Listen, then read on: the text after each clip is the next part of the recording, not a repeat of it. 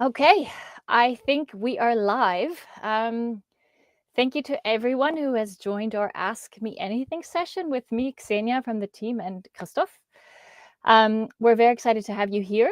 And Staatenlos Denationalized.me was a sponsor at Bansko Nomad Fest last month. And we had so many people asking questions, and that we thought we'd dedicate a bit more time to our international community.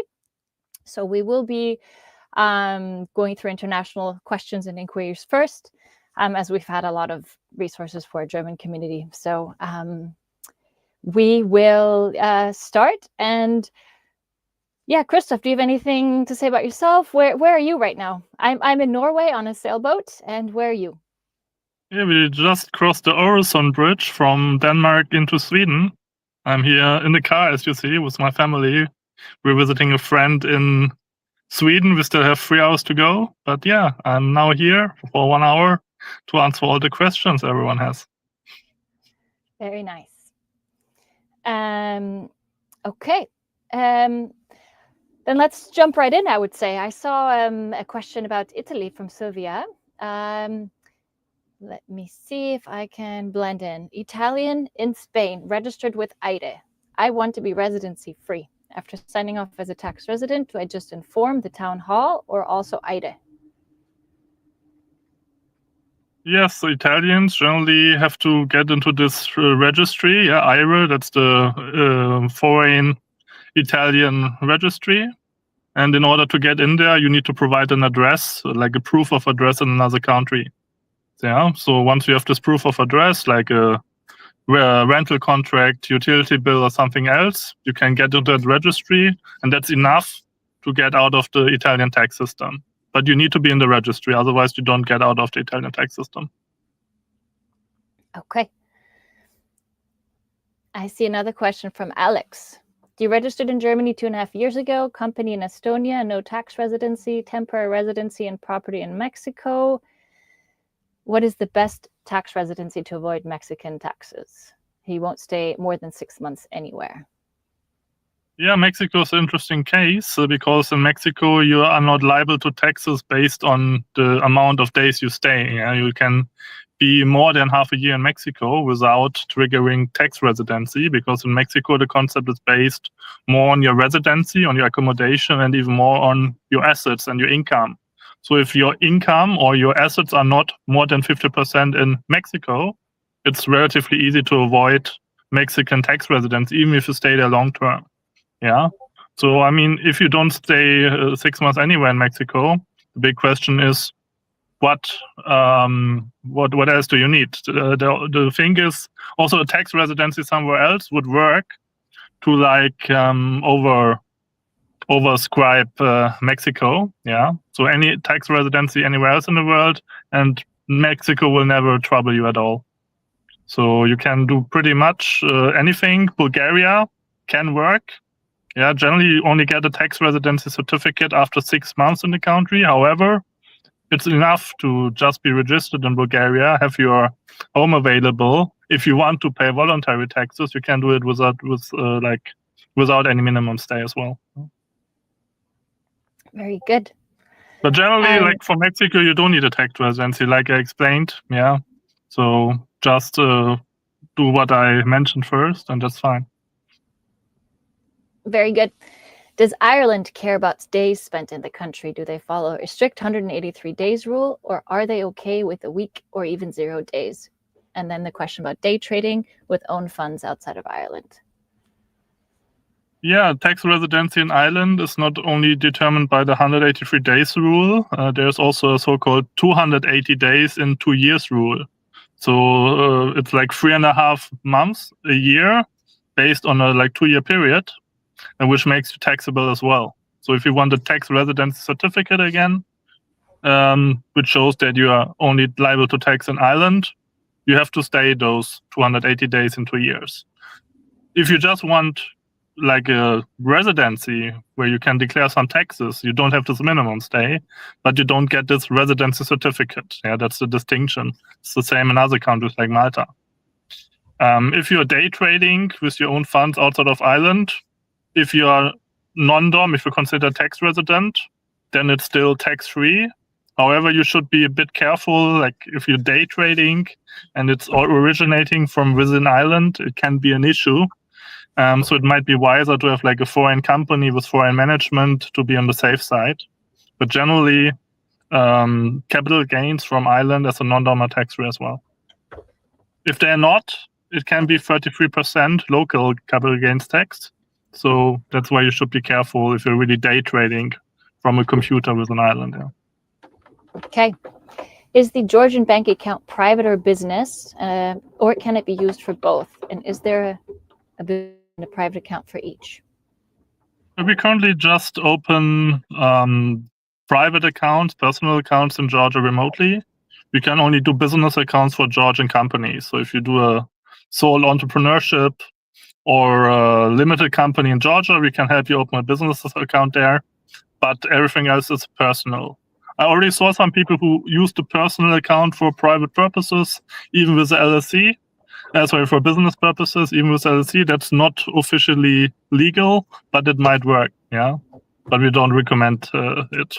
The personal account you should only use for personal stuff, not for receiving business transactions. What's the best setup if you travel for 5 months and work the other 7 months, but always in different countries? Well, it really depends which countries you're working in. And if it's only one country, I mean, if you work more than 7 months in one country, you'll be liable to taxes there. But I assume it's not the case. So you have like 2, 3, 4 countries you're working in the other 7 months. Then it really depends what you're working. Are you physically working as an employee, or are you self-employed, or whatever? I mean, that's it's really different what the case is. So generally, if you say you are a perpetual traveler, LLC could work, American LLC, invoicing tax-free, having no accounting, recognized all over the world with good bank accounts. It can be a very good solution for almost any business case, but here I just don't know the details. Yeah. Can I open a US LLC now while I'm still living in Germany? I want to leave the country end of the year. Yes, you can open it. If you open it now before you leave, you officially have to register the company with the authorities. If it's active 1 month, if it's inactive, it's 14 months. So it's probably you don't even have to register it, because before you deregister yourself. There is no exit tax, obviously, if the LLC doesn't have any income. Yeah, if there's zero income, there is no value in the company, so there won't be an exit tax applying to it. That's an important point. Yeah, in Germany and in many other countries, exit tax will apply on any foreign company as well. It's always about you leaving the country, having shares, not about like having a German company within Germany. Yeah, so that could be an issue if you use the company, but if you don't use it, if you just want to form it and prepare everything, it's totally fine. However, we recommend you should form the LLC around 1 month before you're leaving, so you don't pay extra, and everything is ready once you leave, but you don't have like any additional cost to it. I love your podcast. Question 1, what is the best method to continue living in Austria, but at the same time cash out crypto with 0% tax, and how to do it? Yeah, that's a tricky question. If you want to continue living in Austria, it's pretty good for crypto trading. Crypto trading is tax-free in Austria. However, of course, if you cash it out, the high taxes begin. You can do certain things about that, for example, with foundations. In Austria, it's relatively easy to form a Liechtenstein foundation. And the nice thing in Austria is there is no gift tax. Yeah, if you donate your money into a foundation, there is no gift tax. However, there's a so-called special tax on gifting money to foundations, but that's only around 5%. Yeah, so with only 5%, you can get your money into the foundation. The foundation is legally recognized in Austria, and the foundation doesn't pay any taxes on capital gains on crypto. So a Liechtenstein foundation is completely tax-free if you cash out crypto to fiat. So that could be a very good alternative. However, foundations are quite complex. I should discuss that in more detail, but that could work. You could also, of course, relocate your residency to Germany, for example. A very nice combination for many people is living in the Alps in Germany, being tax-free on crypto after 1 year holding period, and having an Austrian company trading the cryptos. In Germany, trading cryptos is taxed very highly. In Austria, within a GmbH, is taxed not at all. So you can trade over the GmbH and hold long-term privately in Germany. So then, of course, you need to relocate your residency to Germany, which still is, at least regarding to crypto, pretty good in Europe. Yeah. Very cool. We want to move to Thailand, but keep our house here in Portugal and rent it out, I guess. I guess I need to still pay taxes for the rent here in Portugal, or what possibility do we have? Yes, of course. If you have a house rented out anywhere in the world, you generally have to pay tax on it. It's so-called restricted tax liability. You only have to pay on the income of the rent, not on anything else. And if you do it personally, you have to pay income tax. If you do it with a company, which might be better, you only pay corporate tax. So generally, I would say it's really dependent on the country. The first 20, 30, 40,000 euros, it's generally better for the progressive income tax. However, after a certain amount, the corporate tax, which normally is flat, will be better from a tax perspective. Also, if you do it over a company, it might be better because you don't need to do personal tax declarations. Then you might just do a company tax declaration and no more tax declarations personally in the country you lived in before. So that could also be an advantage. But you cannot really avoid it. Yeah. The only thing you can avoid is not renting it out. And then, of course, it might be an issue again with your personal tax residency, your center of vital interest, and so on. Or have property in countries without any income tax, like Dubai, that you can rent it out tax-free. Very cool. So is it a good idea to live with an LLC in Thailand with DTV visa and work digital at Germany market?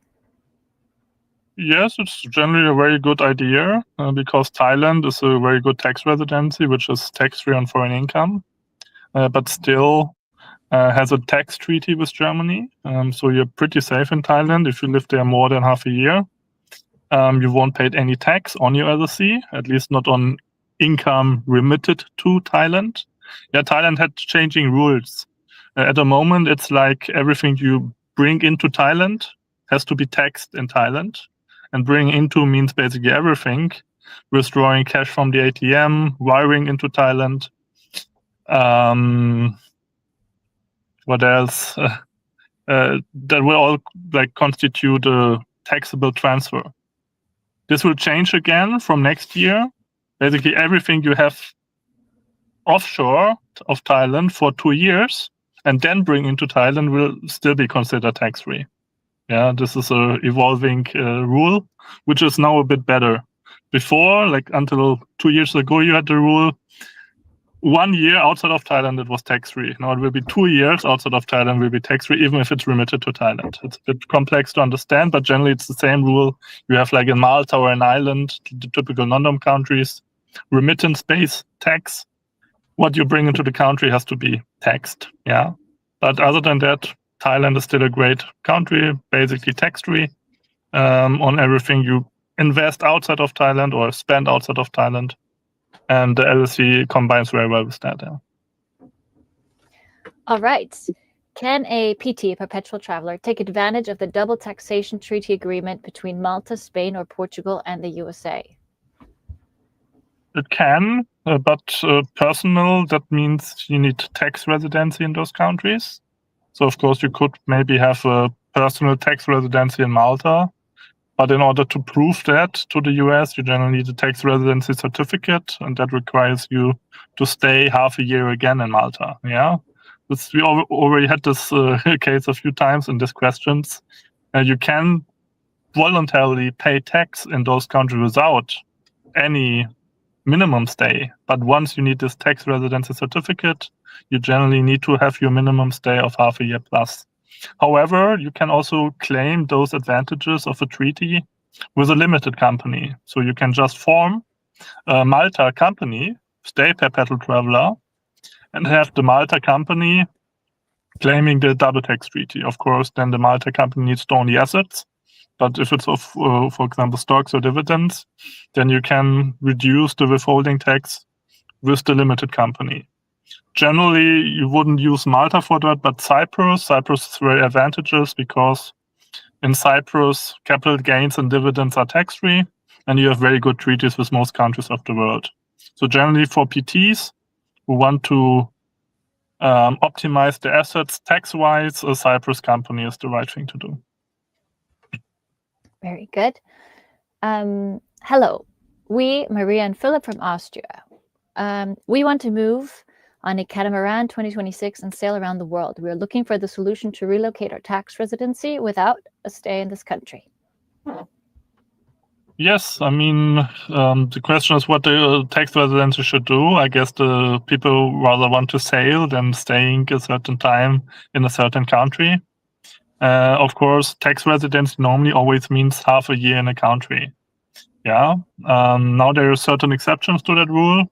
In Europe, for example, we have Cyprus with 60 days, Malta, a special program with 3 months, Ireland, what I already told, 280 days in 2 years. But there is much nicer things outside of the European Union. Yeah, one we do a lot is Paraguay. Xenia can also tell you a lot about Paraguay. And the nice thing about Paraguay is that it's possible to obtain a residency certificate there without any stay. You just need to travel there twice or 3 times in order to get everything sorted, and you need to wait several months.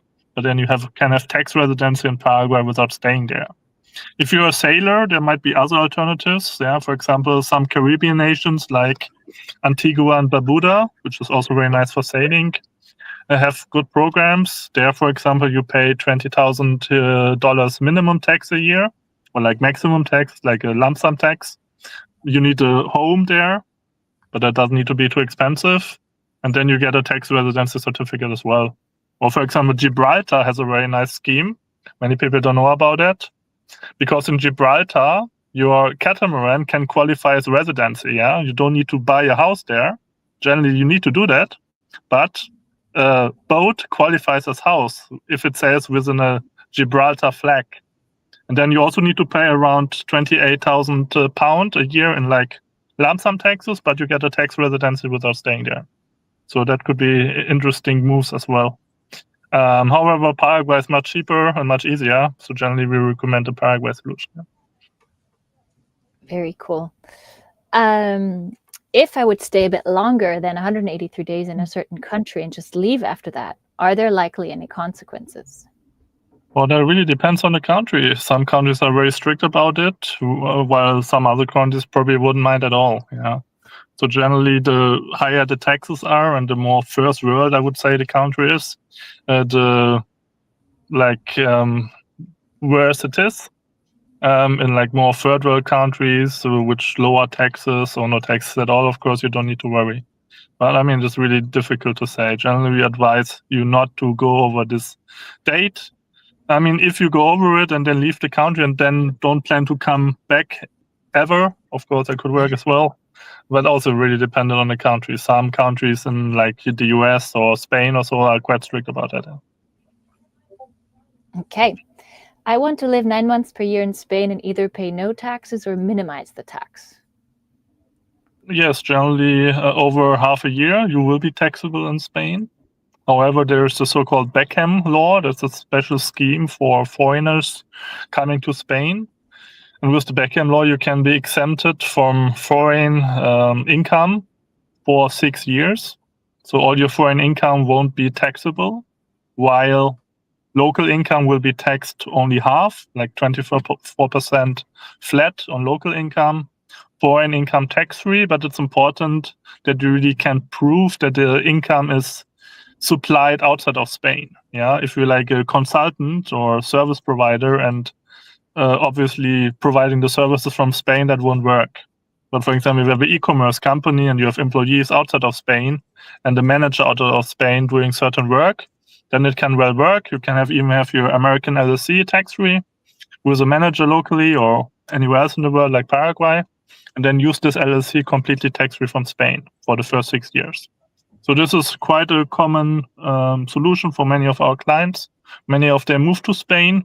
With that solution, you can live all the year in Spain and still be completely tax-free. And the nice thing about it, you're also completely exempted from wealth taxes, from reporting requirements, like reporting of your bank accounts, what you normally need to do in Spain. Donation, inheritance taxes. So it's a pretty good solution if you want to do it. The only thing you need to do for that is you need to prove a business reason to move to Spain. Yeah, you either need to be employed in Spain, or you need to be sent from like a foreign employer into Spain, or start a company within Spain, and that should be like a long-term solution. Like if you open a restaurant or like a little I don't know, little shop where you sell clothes, that could well work. But you really need to prove this business reason to go into Spain, otherwise you won't be entitled to the back-end scheme. But there's a lot of solutions to that. Nice. What is the problem with the Dubai influencers having mostly German content, even though they fully live in the UAE? I guess this was in the news recently. Yes, it was in the news last week. There's a lot of like tax issues at the moment because a lot of Germans, like younger people, don't pay taxes. But there's a lot of misunderstanding. Even if you read like the news, the tax authorities put on the internet, it's clearly about people having only letterbox addresses in Dubai. Yeah, that doesn't mean companies. It's not about letterbox companies. It's about claiming to be Dubai resident, but still staying more than half a year in Germany. So they just say they are in Dubai, but in reality they live far more than half a year in Germany and still have a home available in Germany, like the typical criteria to be considered tax resident. Generally, there's not an issue at all with German content. There can be a like withholding tax, of course, on copyrights. Yeah, for example, if you earn copyright income from a German source, generally it has 15% withholding tax if it goes outside of the European Union. And on certain transactions, there can be restricted tax liability, like on rental income. There is this stuff, for example, for musicians and other professions in the entertainment industry. They can, like if you work in Germany, for example, as a model, have a photo shooting or something like that, this can be completely taxed as well because you physically perform it in Germany.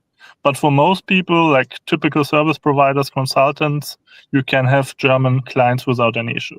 Really depends here on the detailed case. Yeah. Is Nauru citizenship okay for a backup plan as a German, or I guess for anybody? And Nauru is one of those that you can buy the Nauru citizenship, right? That's what this refers to. Yes, Nauru is a fairly recent citizenship. We are not big fans of it, but can be a good plan as well. We mostly do Vanuatu, which is more or less the same price. A bit different from the bureaucracy, but generally more legitimate. Also, it's just a much nicer country. Vanuatu has 85 islands. While Nauru is a very bad, I've been there, very bad single island in the middle of nowhere, which is not super attractive. So I'm Vanuatu citizen now, of course. I'm a bit biased, that's the word. But I wouldn't want to be a Nauru citizen. It has a very bad reputation. Yeah. But it's possible, of course. We can help with Nauru citizenship as well if you really want to do it. But generally, I wouldn't recommend it. There's much more pros for Vanuatu if you want a Pacific citizenship at all. Very good. Can I get residency, for example, in Paraguay while I'm still registered in Austria or any other country? I guess this would also apply registered in any other country. Yes, of course. You can have as many residences as you want. How many do you have, Xenia? Oh, I have to count like 4 or 5. 4, I think. 5. You have more than me, yeah. I just have basically 2 residences at the moment, Panama and Paraguay, active. Yeah, and you're really gathering them very hard. So yes, residency in Paraguay is possible while you're still in Austria. It's not a tax residency, obviously. It's just a backup plan. Just a residency which gives you the opportunity to live there full term, but not the requirement to do so. Yeah, generally, you just have to visit every 3 years. to keep the Paraguay residency active. And we really recommend that as a plan B in case of bad things happening in Europe. You can always travel to Paraguay and be safe. Okay. And all these questions, they can be about any country. So did you ever stay in Germany or any other country for 183 days, it should say, and did they try to make you taxable in that country, even though you're no longer a tax resident? Well, me not. The last 11 years, the maximum I stayed in Germany was maybe 30 days. Maybe this year it's a bit more for certain reasons, but it will still be below 60 days. And with this short durations, nothing will happen. Of course, if you stay more than 180, if someone else stays more than 180 days in Germany, it can happen. But the thing is, it's like the Schengen area. There's not really border controls. Now there is certain border controls coming into Germany overland. And sometimes with the plane as well, but it's not full scale. And generally, there's no one from the tax authority with a calendar in his hand ticking boxes how long you're in the country or not. Yeah. So what tax authorities do, that was also in the news, is they of course look into the social media accounts of people. And then if they only see videos of creators doing stuff in Germany, more than half a year, obviously, many people post many stories a day, and then they really go through that stories and see it's always Germany, Germany, Germany. Then, of course, they can try to be more detailed and thorough and have an investigation, and then things can happen.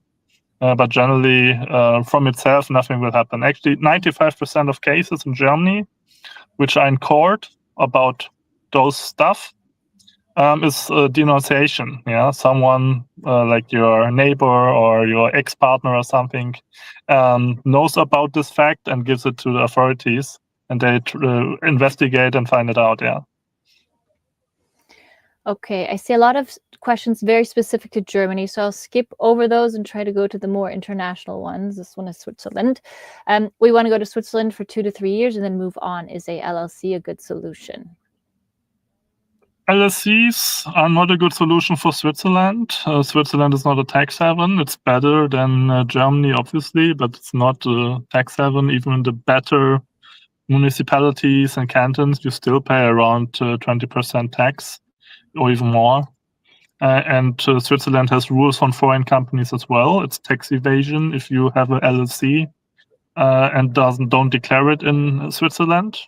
Tax evasion isn't that highly punished in Switzerland as it is in Austria or Germany, but still, we wouldn't recommend it. If you move to Switzerland, you should generally do a Swiss company in a low tax municipality like Schaffhausen or Zug or Luzern. You pay around 11% in corporate tax, and then you pay another 10% on distributing the money to yourself. Yeah, legally, you cannot have an LLC tax-free in Switzerland. I guess the question is, so in your case, would you say that you should first have a Swiss company, and then when they leave Switzerland in a few years, then they should close the Swiss company and start a US LLC? I mean, theoretically, they can use a LLC already now, but pay taxes on it like a Swiss company. That's possible. Mm-hmm. And once they're gone, they have the same company. Yeah, you can do the same in Germany and basically any other country. You can have a company anywhere in the world, but if the management is where you live, you have to pay local taxes on it. But the moment they leave Switzerland, the LLC would then also be tax-free, correct? Yes, and the good thing about Switzerland is that there is no exit taxation. Yeah, in Germany and Austria and so on, there would be another problem that you have an exit taxation applied on the LLC. But in Switzerland, that doesn't exist so far. No. A lot of people talk about problems with opening a bank account for my US LLC in the US. What's the state of the art and the reality? Well, that really depends on the address you have on your LLC. If you have the typical registered agent address, if you wanted to have it very cheap, form the LLC for $200, you can do that, but then generally don't get a bank account in the US because it's just a address you share with 10,000 other LLCs.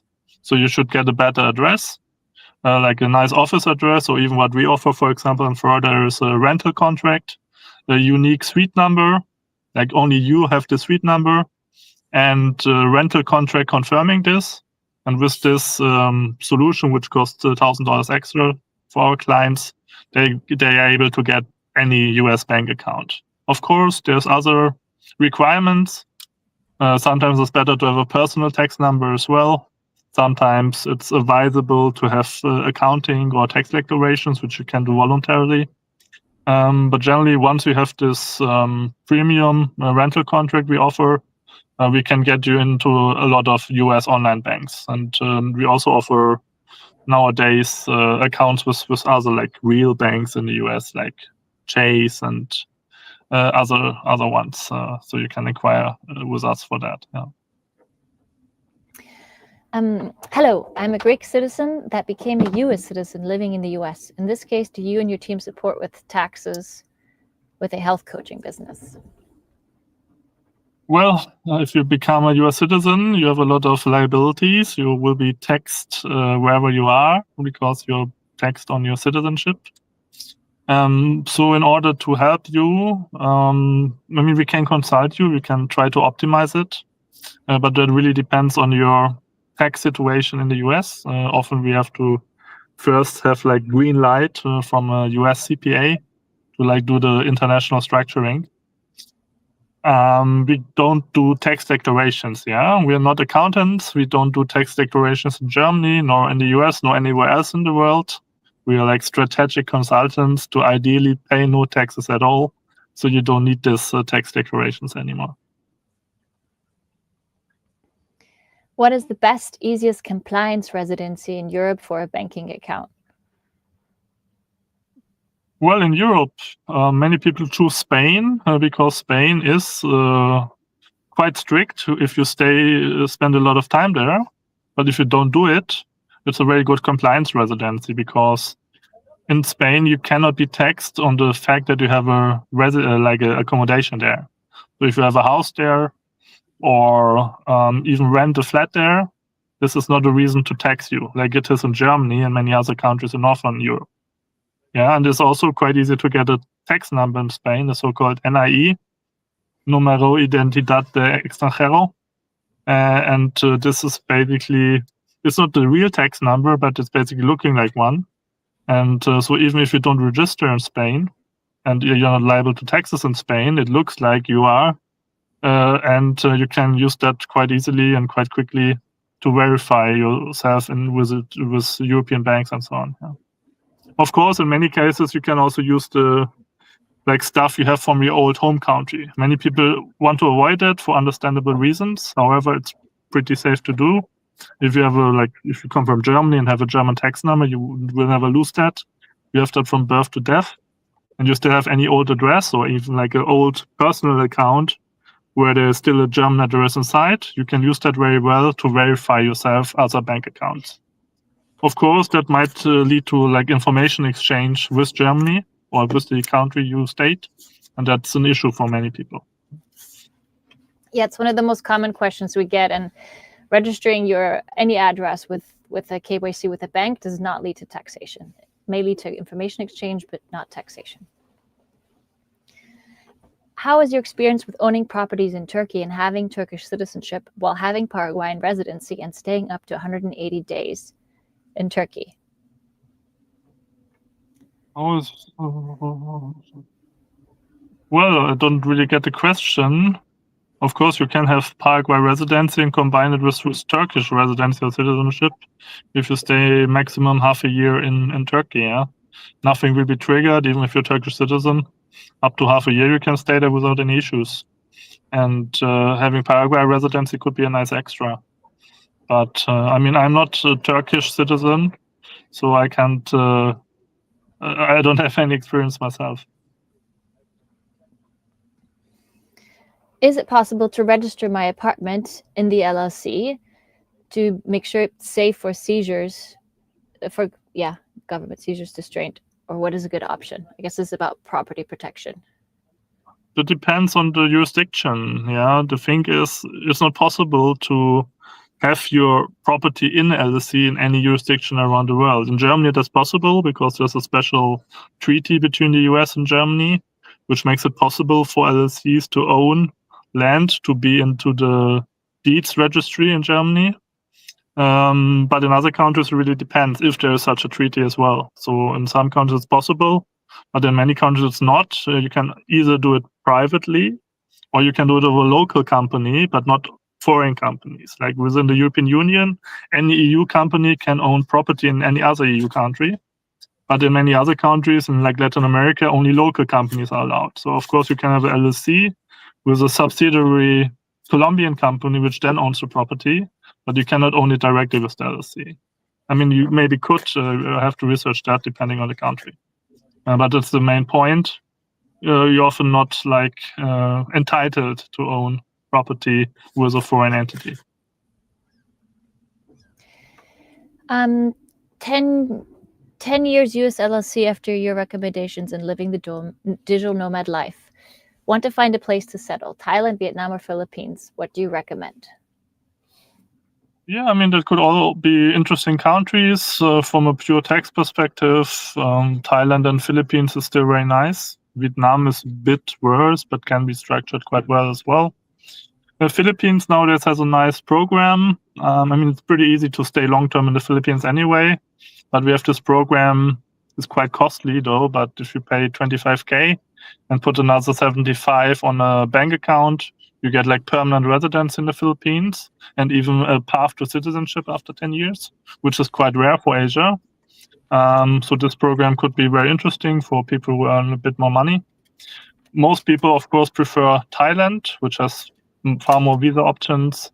From a pure tax perspective, however, Philippines is easier because in Philippines it's pure territorial taxation. You can even wire the money into the Philippines and don't pay any tax for it. Yeah.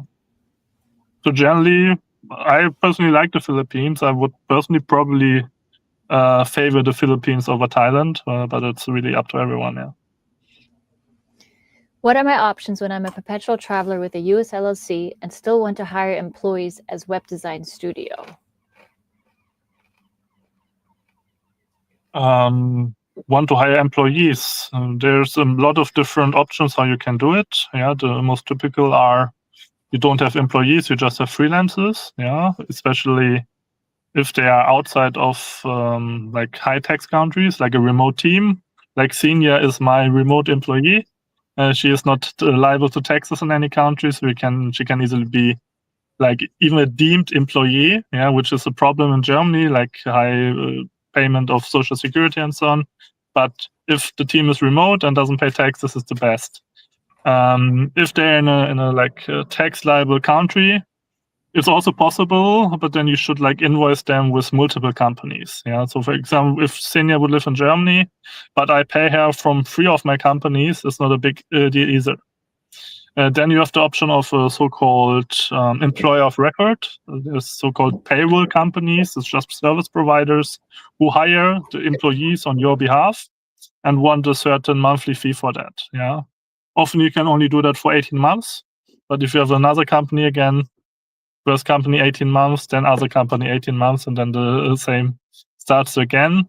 However, I would say that's only worth it for the first or second employee. And then, of course, you can just form a local entity. For example, you either form an entity where your employees are based, especially if you want the office. Yeah, but you don't run the business over this. You only run, you only like invoice the cost of the company, the employees, the office, to the LLC, for example. You can also do that in like other European countries, like Bulgaria. We often do that. We do a cheap Bulgarian company, which is there doing the stuff for hiring the employees and so on. So there's a lot of different options. Now, the big question is why don't employ directly with the LLC? That's possible, but that generally triggers taxation because there's no tax treaty between the US and many other countries. And if there's no tax treaty, employee will generally trigger taxation where the employee is based. So that could be an issue. All right. I'm living permanently in Brazil, paying taxes here. When my company is in Paraguay, receiving payments from the EU, I can pay me dividends in Brazil and don't pay taxes? Yeah, it's not so easy. Generally, yes, you don't pay taxes on dividends in Brazil on local companies, but on foreign companies is another deal. And I mean, a Paraguayan company has 10% taxation as well. You're not tax-free on Paraguayan companies. You only are tax-free personally in Paraguay, not on Paraguay companies. Okay. What apps or techniques can be used if you want to buy a car worth 100,000 euros in crypto and use that car in Austria without issues?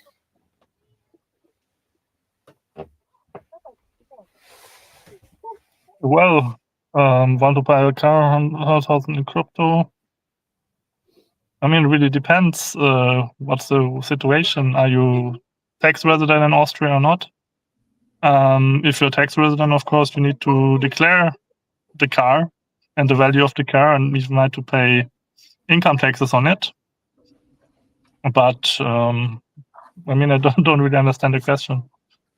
Okay. Maybe rewrite it again. We'll go to the next one. We have a lot of questions. Buying real estate in Paraguay and Brazil via a Paraguayan EAS, living in Austria, any way to lower the tax rate?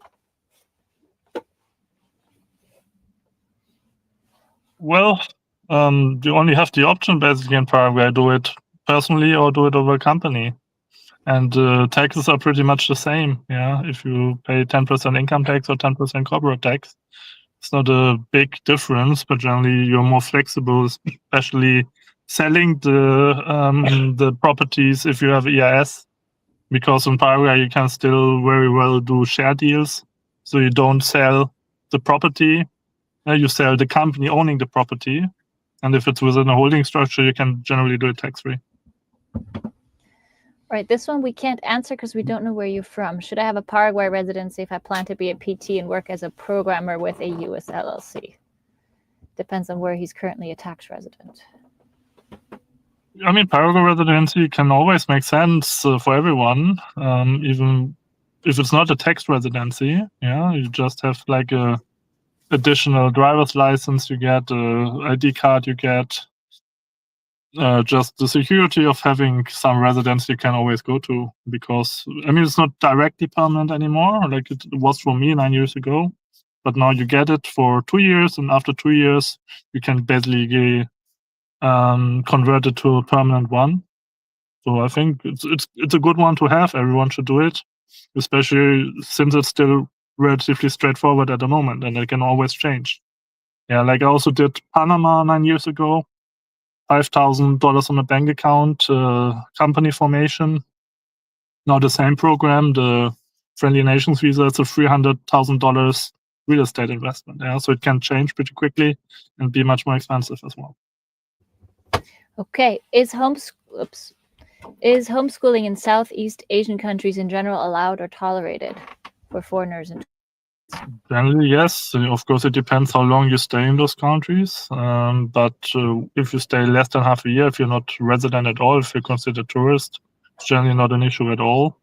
If you stay there for more than half a year, it can be an issue in certain countries. It really depends on the countries. But generally, in Southeast Asia, it's pretty easy because in most schools where they speak exotic languages with like different alphabets and so on, they don't really want foreign kids and trying to get them into their system. Yeah.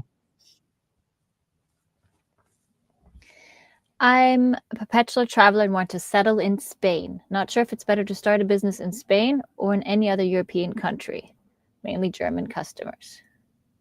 Yeah, I mean, I already explained the Beckham law in the previous question. So it makes sense to use this Beckham law for 6 years and be tax-free on foreign income. And then obviously don't use a Spanish company, or not like mainly a Spanish company, but any other company. That can be a US LLC. That can also be other European companies, for example, in Bulgaria or in Malta. And with that, you can have German customers. I mean, it really depends on what you're doing. For some people, like needing a lot of recognition from German customers, you could, for example, found the company in Switzerland, pay a little bit more tax, have a bit higher cost, but generally more reputation. Yeah, I mean, it really depends on what you're selling. But I wouldn't advise having your company in Spain. Yeah.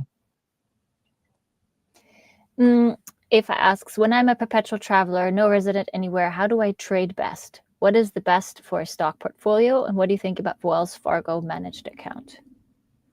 Well, I would generally recommend not to have any accounts managed, but do it yourself, even if it's just like an ETF. You will probably fare better than on any managed account, especially you pay much less fees for that. And then if you just like select a couple of index funds around the world in nice markets, they probably perform better than any professional stock manager can ever do. Like the practical side as the perpetual traveler, you can easily have a brokerage account. You just know how to do it. Yeah, generally you need a utility bill and a tax number to open a brokerage account. Typical ones our clients open are, for example, Interactive Brokers, Swissquote, or DEGIRO. And there you can do stock trading completely tax-free. Yeah, the issue you have to understand with many brokers is if they're regulated in a certain country like Germany and you register there with a German address, then the tax is deducted automatically. And you can only like go out of this automatic deduction if you change your address outside of the country or if you open an international broker.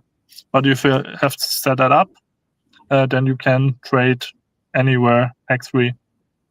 And for stock portfolio, I mean, it is a very broad question. It really also depends. Do you want to go on capital gains? Do you want to go on dividends? With dividends, we have again the issue of withholding taxes. Yeah, like if you have a US company which pays dividends, there has to be 30% withholding tax. So, for example, for me as a perpetual traveler, I don't have much stocks, but the stocks I own are mostly from countries without withholding tax. For example, I have a couple of stocks from Singapore and from the UK, because these are the two main countries which are good for stocks, but don't have any withholding taxes. Very good.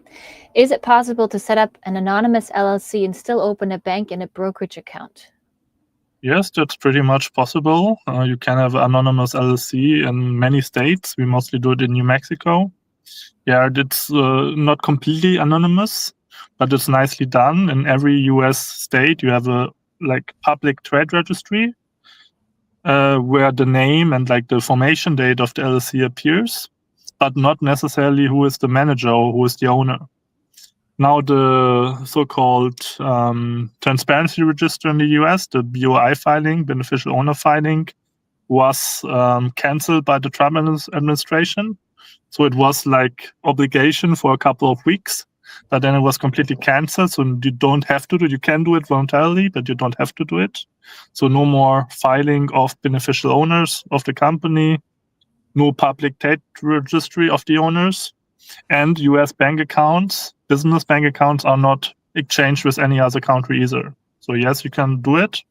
And the anonymous LLC can get a bank account still pretty easily, especially within the US. Outside the US, it's a bit more an issue because many EU banks require the company owners to be transparent. But within the US, you get an account with basically any bank. Of course, you have to tell the bank who the owner is. That's clear. You cannot be completely anonymous to anyone. The bank needs to know who you are, but it won't exchange it to any other person.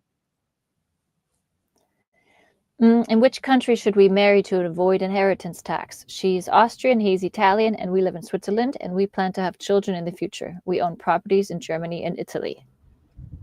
Well, it's completely doesn't matter where you marry. You can marry anywhere in the world. It's always based on where you're actually living.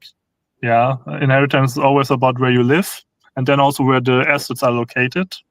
If you have property in Germany and Italy, you always have property tax. Inheritance tax in Germany or Italy.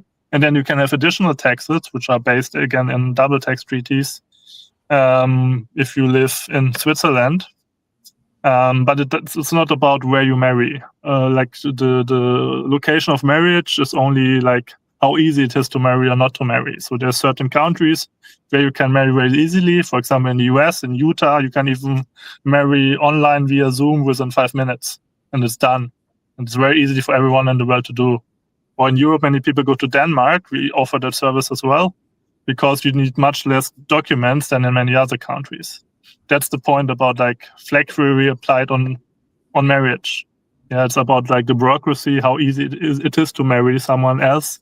But inheritance completely doesn't relate to the location you actually marry.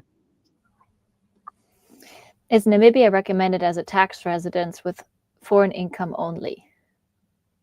Yes, Namibia is still a good place for that. Generally tax-free on foreign income. However, you should really consider the place of supply. So again, if you are like providing services from Namibia and don't have foreign employees and managers and so on, it can be considered local income and still be taxed. So that's like one of the traps of territorial taxation. You should always be careful how the territoriality is defined in that particular country. Yeah. In some countries like Paraguay, it's pretty flexible. Like as long as the money comes from outside of Paraguay, you're fine. But in many other countries in Africa and in Asia, it's really about where you provide the service, and then it can be an issue. To buy property in Thailand, you need a Thai partner with 51%. How do you find someone for a utility bill or for buying a house? Yeah, I mean, it's not necessarily the case. It really depends what you want to buy. For land, yes, except you have the right visa. There's certain investor visas nowadays where you can have 100% land on your name. Also, if you just want to buy an apartment, I mean, there is this many like condominium complexes in Thailand, and they have a nice rule, like as long as 51% of the owners of this condominium complexes are Thai, the other 49% can be completely the property of foreigners. But yes, if you want to buy land and need someone, it's often wise not to have one with 51%, just have multiple ties, 3, 4, 5 different people, because that gives you much more legal security, especially if those people don't know each other. Yeah. But of course, how to find it? Generally, you need the local brokers, local people with the right ideas, which are still reputable, to set you up with that. How easy is it to live in countries such as Spain only for half a year, rent a flat, and then only be there for half a year and not become tax liable? Just rent and good to go? Yes, in Spain it's pretty straightforward. Of course, you need to find someone to rent you a flat for half a year. Some renters make problems if you don't want to register, but generally Spain is pretty straightforward to do that. So once you have the rental contract, especially only for half a year, it's not an issue. Like I said, even a rental contract for 1 year is not an issue as well in Spain. I currently live in Germany and have developed an app that brings in around 800 euros a month. When would moving companies to different countries start making sense? Are there pitfalls I should be aware of? Well, I always say immigrating Germany, leaving Germany is not about the income. You can always do it. And it basically makes sense already if you do 800 a month, because probably you will earn more in future. And you might have an exit tax or any other problems leaving Germany if you wait too long. Also, even like with 800 euros a month only, you probably need a tax advisor in Germany, and that tax advisor costs more money and more gray hair than having a tax-free company living internationally. So if you want to live globally, tax-free, you can do it always in our eyes. Yeah, just leave the country, but only if you want it. Of course, if you rather want to stay in Germany, then stay in Germany. And then like optimizing internationally within Germany, I would say you need at least 70,000, 80,000 euros in profit in order that it makes sense to do like legal structures. Very good. In which low country can you get a tax ID quickly and easily? Yeah, I mean, we offer that service in Paraguay. It's not very quickly. You first need to get residency, which takes around 2 months, and you need to visit there once. And then you come back for like the second step of the residency and stay a bit longer in the country. I think 5 days after you get the cedula in Paraguay, you can apply for the tax number. So it's around, I would say, 2 to 3 months. You can get a tax number in Paraguay. You can easily combine that, of course, then with the residency permit. It's not in any case needed that you have a residency permit to get a tax number. In many countries, also a good way to do it is just rent a little flat and then re-rent it on Airbnb. And then you have to pay taxes on the profit you make. But it's only restricted tax liability only on the rental income. And because you have to pay taxes on rental income, you obviously get a tax number. So you can do that basically in any country. You can legally rent or buy a flat, re-rent it, and get a tax number in that country. That could also work. How does taxation work if you buy US shares, ETFs as an LLC and then generate income from them? For example, dividends, how high is taxation on these? Yeah, that's an interesting topic because that really depends how the LLC is treated tax-wise. Generally, we speak of non-resident LLCs, yeah? So if you use a tax-free LLC, it's considered non-resident. It's a US company by like civil law, company law, but it's not considered a US company by tax law because the US LLC is tax transparent.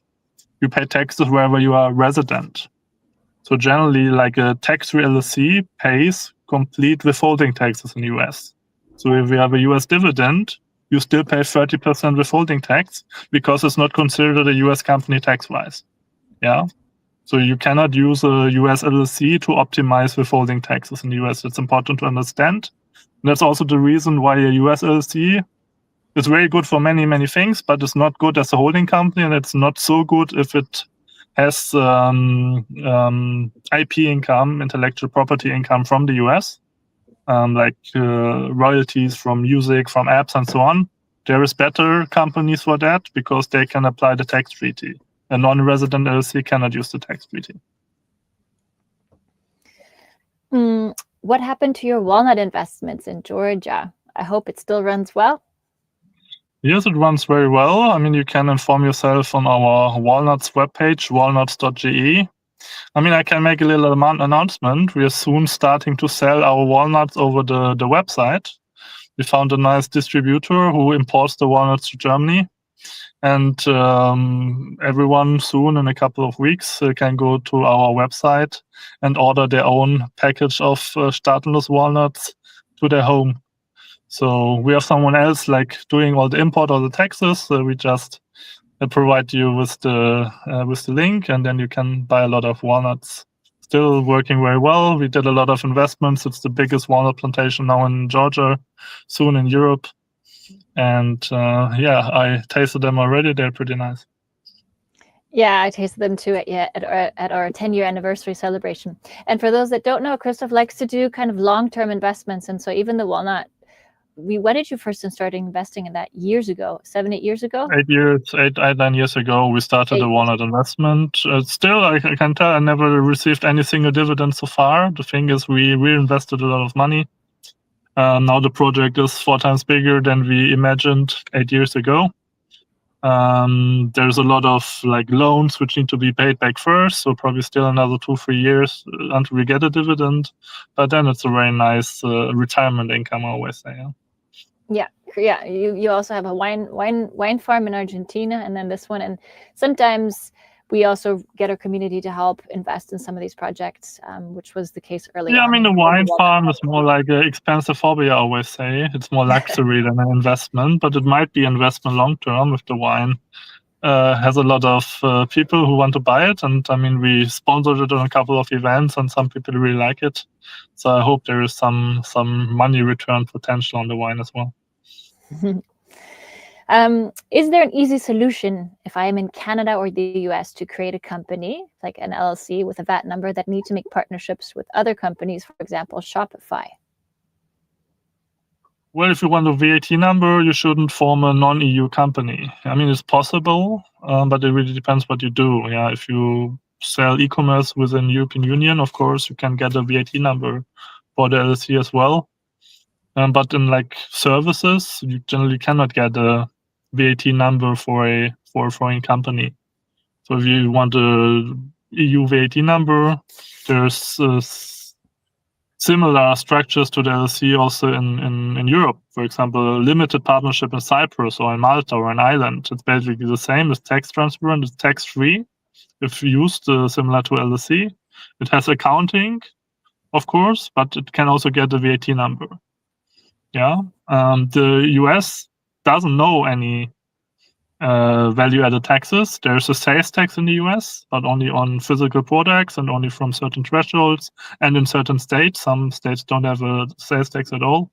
And there is no general VAT. You can just get like DIN, the general tax number. Hello, Christoph. Do you have any strategies for US citizens who already hold residency in Paraguay, Panama, or Mexico, but continue working remotely online, specifically for those receiving W-2 income? What are the legal ways to reduce the high US tax burden? Yeah, I mean, if you live outside the US as a US citizen, you can claim the foreign living exemption. Yeah, around that changes every year, but around $120,000 are tax-free as an employee.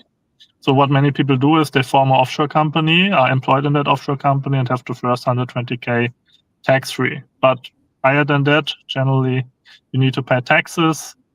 Offshore companies also need to pay taxes in some regards. The US taxation law is pretty complex on that. It just recently changed with the big beautiful bill again. So there's some nice loopholes again. I just read today. But it's generally difficult as a US citizen.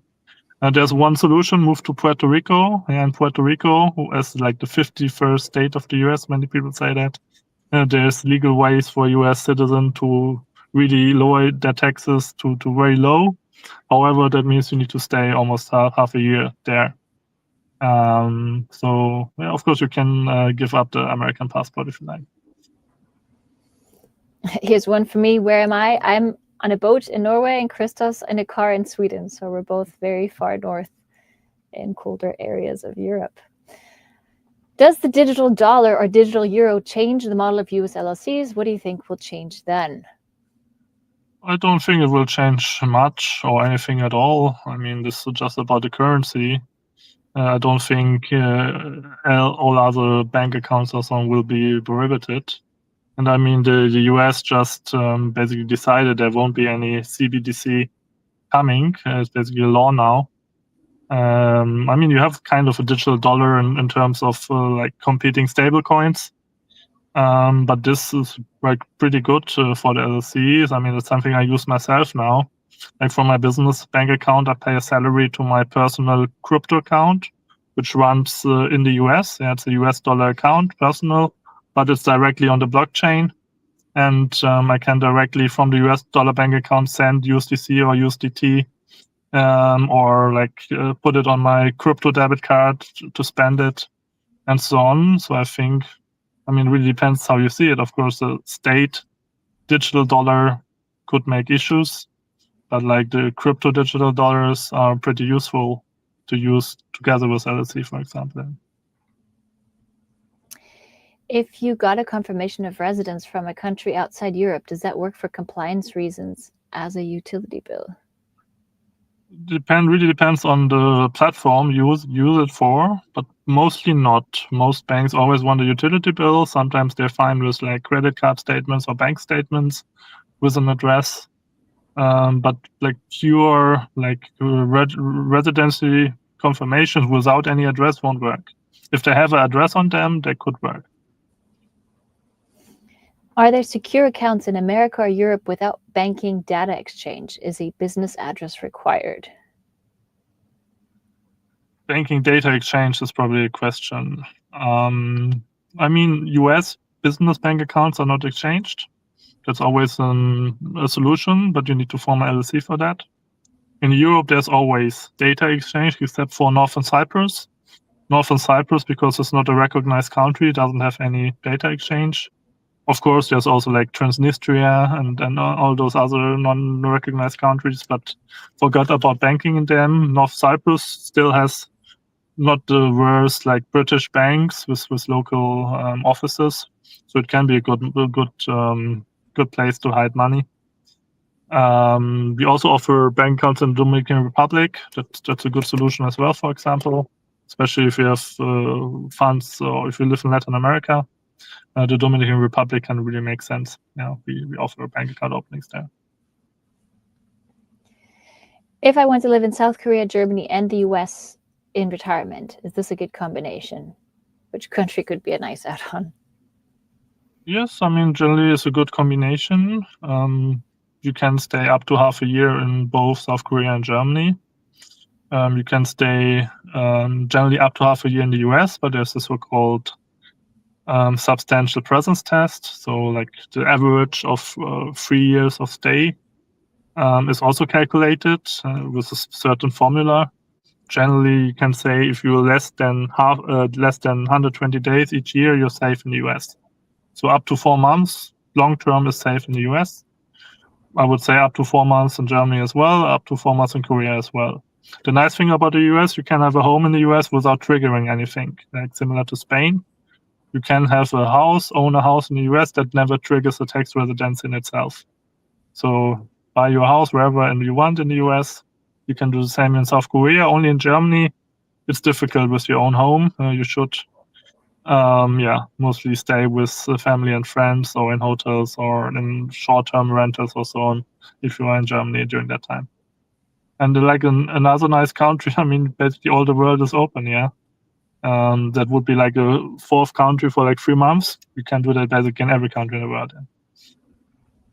Right, there are a lot of very Germany-specific countries. Yeah, we don't do Germans ones now. We're already here for 70 minutes, so maybe 10 more minutes for the English ones, and then we do another one probably soon. If I want to live in a country with territorial taxation, such as Panama or the Dominican Republic, and only have foreign income, is a US LLC necessary or useful? I mean, it's not necessary, but it's generally useful, yeah, because, I mean, if you are in such a country like Panama and Dominican Republic, you shouldn't use local companies. Sometimes, not always, the territoriality also extends to the local companies, yeah. For example, Paraguay, that's not the case. In Paraguay, you pay 10% corporate taxes. In Panama, at the moment, you still are tax-free with a Panama company as well on foreign income. However, Panama now has like obligatory accounting. It's not very well reputable. It's very bad with bank accounts. So because of those reasons, you still generally want to use a LLC because it's more recognized. It has much easier access to bank accounts, much more other features, and this is cheaper and easier to handle. So generally, it's better to combine residencies in those countries with companies somewhere else. Can a beginner perpetual traveler use the private bank account for business transactions? Yes, you can. From a tax perspective, you can do legally, but it's very important to not use an old bank account on a sole entrepreneurship or self-employment, because that can actually trigger taxes, because they argue that you basically use the same details, like the old tax number, the old address, and so on. But if it's a real personal account, you can do it from a tax perspective. However, you will run into problems because most banks will close down your account if you use personal accounts for business transactions. That can work for a while. I actually did it myself 10 years ago when I started out. But I got a letter from the bank that my account will be closed if I don't, cancel those transactions. So that's when I formed my first LLC 10 years ago. Also, of course, you have to consider you don't have any protection then, yeah, no liability, no limited liability and things like that. Especially, for example, if you have LLC and then use a private account, then your LLC doesn't really exist, yeah, because you get the money on your personal name and not on the LLC name. Are there any strategies for US citizens who hold residency in Paraguay, Panama, Mexico, and are working remotely online? We already had that. Oh yeah, sorry, we already had that. I must have. Same question. How can I get a PayPal business account from a US LLC? Yeah, that's a bit tricky. It's generally possible, but you have to first cross the right box when it's about the entity selection, and then you have to give the right data to PayPal. generally, you also need to provide the US residential address. Yeah, you cannot verify paper with a foreign address. So it's possible to open. We have some clients using it successfully, but we have a lot of clients not being able to open or being kicked out from PayPal pretty quickly. So in my eyes, it really depends on what you choose as an entity in the beginning. What often is a wiser solution is using a private PayPal account. I do that for 10 years very successfully with very high turnover. It's not a business PayPal account. It's a personal PayPal account running on Germany, connected to a German bank account, and like used together with the right payment providers. In our case, it's called Sendol. It's very successful, and you can even use it if you do big business. Yeah. Backup registry in Panama versus Paraguay. What's your take? What would you recommend and why? I mean, generally, I would recommend both if both are possible. Paraguay is easier. Panama, like the permanent residency, is much harder. 300K real estate investment for many nations. However, it's still possible to get temporary residency in Panama rather easily as well, with forming a company and certain other conditions. It's only temporary then for 5 years, while in Paraguay it will be pretty easily permanent after 2. But even like a temporary residency is fine and gives you a certain protection, yeah. But generally, I would nowadays first always do Paraguay. However, I mean, if you plan to live there, depends. Some people find Panama more attractive, of course, than Paraguay. How can I trade legally tax-free as a digital nomad?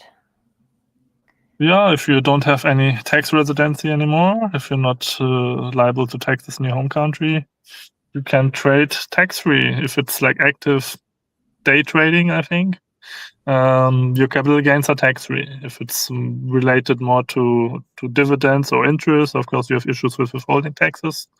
Then this really depends what you need to do. If you mean with trading, like selling on e-commerce platforms, it's also possible, but then you always have to consider VAT. Yeah, especially if you sell into Europe, it's basically not possible to legally avoid value-added taxes. And in many other countries, you often have value-added taxes as well. But you can generally optimize income tax and corporate taxes and don't pay any taxes in that regard. Yeah. What do you think about Mauritius as a place to retire and have a tax residence? I'm personally not a big fan of Mauritius, but it can be a very nice place to retire. It has a lot of different visa programs, especially for retirees. It's rather easy to get a retirement visa there. It has the non-dom scheme, similar like to Malta and Ireland, that foreign income is tax-free as long as it's not remitted to the country.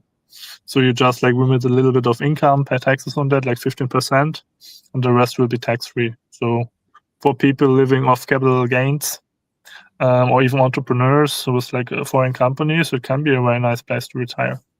Just like personal reasons, I wouldn't go there. I think there's nicer countries around the world, but still, it's not a bad place. Yeah. Which international bank accounts do you recommend for checking accounts and transfers for expats, perpetual travelers who want a bank account outside of their country of birth? I mean, it's a very general question. There are so many bank account opportunities nowadays. I would say you should have one proper bank account in your home country. You should have one like or 2 or 3 like backup accounts in the European Union, like Revolut, Wise, Bank, and how they are called. You should always have one bank account, one proper bank account outside of the European Union. For example, in Georgia, what we offer a lot is this remote account opening in Georgia with TBC or Bank of Georgia solo. So this is a good account to start with. If you have a bit more money, you can deposit it into like a Liechtenstein bank or Singapore bank or Channel Islands bank. But you don't need too much bank accounts, I would say. Yeah. You should also have one crypto-friendly bank because, of course, you should have some crypto.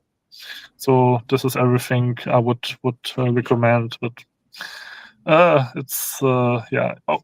Definitely, you should have a bank account outside the country of your birth, or outside the block of your birth. I always say, yeah. If you see EU or Mercosur or whatever. Yeah. Do I need to pay taxes on my crypto income if I'm not a resident registered anywhere, I guess is what it's saying. Generally not. Crypto capital gains and everything other crypto income will be completely tax-free if you have no tax residence anywhere. Currently, there is no withholding tax whatsoever on crypto. And here's one about Costa Rica. I have a tax number in Costa Rica to get my earnings from an online business. I lived there for about 6 to 8 months. Do I have to pay taxes on the online income that is transferred to a bank in Costa Rica? Currently not. Costa Rica had a tax reform recently, but that doesn't apply. That's a big misunderstanding. That doesn't apply to natural persons. Yeah. So Costa Rica, similar to Panama, had their business income, like corporate income, also territorial taxed. No tax on foreign income on companies. But they got a lot of issues with the EU for that. They were set on the blacklist for like harmful tax jurisdictions. And because they wanted to be removed, they started to tax companies on foreign income as well, similar to like Paraguay 6 years ago. But that only applies to companies. So if you don't use a Costa Rica company, but a foreign company as a personal tax resident in Costa Rica, the income is still tax-free. And I don't want to pay taxes anymore since taxes are theft. Yes. I will go the US LLC route and move to Cyprus. What do I have to consider? Can you recommend a bank or an offshore account? Yeah, if you want to move to Cyprus, it really depends where in Cyprus, North Cyprus or South Cyprus. North Cyprus officially has high taxes, but it's not really strict. So basically, North Cyprus is territorial taxation. Foreign income is tax-free. I don't know anyone who actually pays any income tax on foreign income in Cyprus. So that can be very well combined with the LLC. If you mean Southern Cyprus, which is more probable, the EU part, it's a bit tricky with the LLC because in Southern Cyprus, the non-nom status means that only dividends are tax-free, but normal income is taxed progressively up to 35%. And if you use a LLC, that money flowing through the LLC is generally considered income and will be taxed with the 35% plus additional social security. So we still have lots of clients using LLC from Southern Cyprus. They have to put like another holding company in between. We mostly use the Seychelles, like a tax-free Seychelles offshore company, which is like a member of the LLC. So the LLC income is going to the Seychelles tax-free, and from there then as a dividend tax-free to Cyprus. And in order to make that work, you need like a foreign manager in the Seychelles entity, which is rather easy and cheap to get. So the complete setup, like a Seychelles company with foreign manager, is around 4K.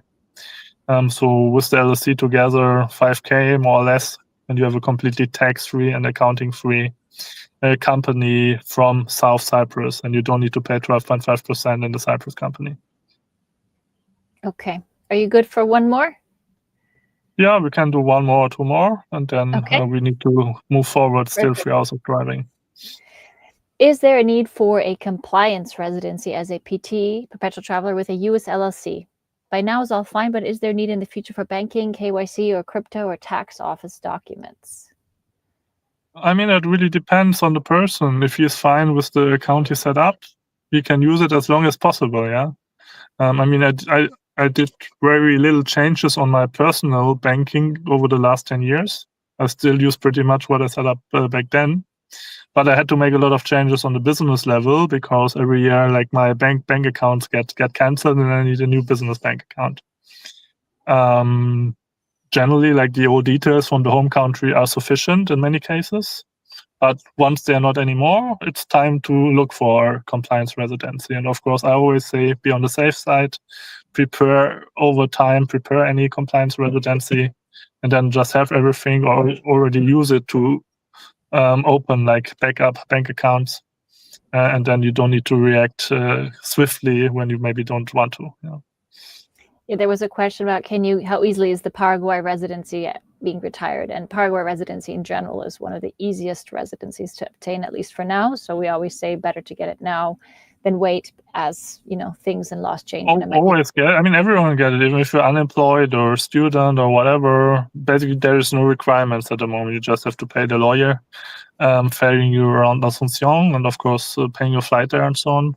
But other than that, it's only the cost and basically no requirements other than like a clean police certificate and things like that. Okay. I want to live off my capital income, interest, dividends, capital gains. Which country would be a good base to minimize my taxes, including withholding tax? Unfortunately, I can't do PT, perpetual traveling. Yeah, I mean, in case you want to optimize withholding taxes, it's actually better to not be PT, but to live full-term in a country and be a tax resident with a tax residency certificate. Best country generally is Cyprus, because in Cyprus you can be tax-free on capital gains and dividends, and at the same time use very good tax treaties to use all like the withholding taxes. Basically the same also possible in Malta and Ireland. So those three in Europe are very good because you can be tax-free on everything, or you only pay very little taxes, and you have very good tax treaties to reduce withholding taxes. Cyprus 2 months stay, Malta 3 to 6 months stay, Ireland 3.5 to 6 months stay. Yeah. Okay, and those that have asked, yes, this will be recorded on our YouTube channel for Staatenlos and denationalized.me, so you can watch the recording. We will probably do it again next month or so. This is, like Xenia said, it's mainly intended for international speakers. Of course, we answered some German speakers as well. German speakers have so much other opportunities to ask us questions online over our channels, over our consultings. It's mainly to reach our more international customer base. Yeah, be sure to sign up for newsletters on Staatenlos or denationalized.me so that you can find out about the next Ask Us Anything session, like Christoph said, next month or whenever we will plan it. So be sure to check there so you can ask more questions then. I think with that, we will conclude it. Christoph, thank you for your time. Safe travels in Sweden. And the question here is to answer that, and then we can conclude it. Is there any faster way to get tax residency than Paraguay? I think we didn't answer that yet. And I mean, there is a few things you can do, but generally you have to pay a minimum tax. Yeah, you need to pay like $20,000 in minimum tax, and then get tax residency. In Paraguay is cheaper. Basically, you need to pay around less than $1,000 a year for like accountant doing the monthly tax declarations, and based on that, doing that like 4 times, you can get your tax residency certificate.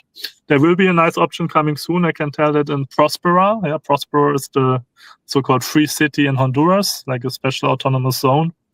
And we know that from August on, they will offer tax residency for digital nomads when they pay like a certain lump sum tax, only a couple of $1,000s. You pay that, and then even without staying there, you get a tax residency certificate from that like special zone within Honduras, which will be recognized worldwide. So that could be a nice alternative. It's not public yet, but I think it will be soon. So that would even work, Christoph, for people that are registered currently living in a country like Spain that need to show proof of a new tax residency to not be a tax resident anymore? Yes, of course. Of course. I mean, this is a question I get a lot. Of course, it doesn't work if you live in Germany or in Spain or anywhere else more than half a year. And then you show your tax resident certificate and they say, I can't be liable to taxes anymore. That won't work. You still have to avoid all the criteria of being a tax resident in those countries. But of course, Xenia, yes, if you need tax residency in order to get out of the country where you're taxed, then it will work, yes. Perfect. That was the question to confirm for the community, because that's a popular one. We have a lot of people that are residents in a place that need to show proof. Yeah, especially Spain is very strict on that. If you leave Spain, you always need a tax residency certificate. Otherwise, Spain will continue to tax you until eternity. Yeah. Very good. In that case, thank you everyone who joined. Stay tuned for the next Ask Me Anything session, and we will be in touch with you through our social media, newsletter, and website channels. Follow us on Instagram, sign up for the newsletter, check out our webpage, staatenlos.ch or denationalized.me, and see you guys next time. Bye. Yes, ask me anything. Of course, more than tax questions also invited. Yeah. See you next time.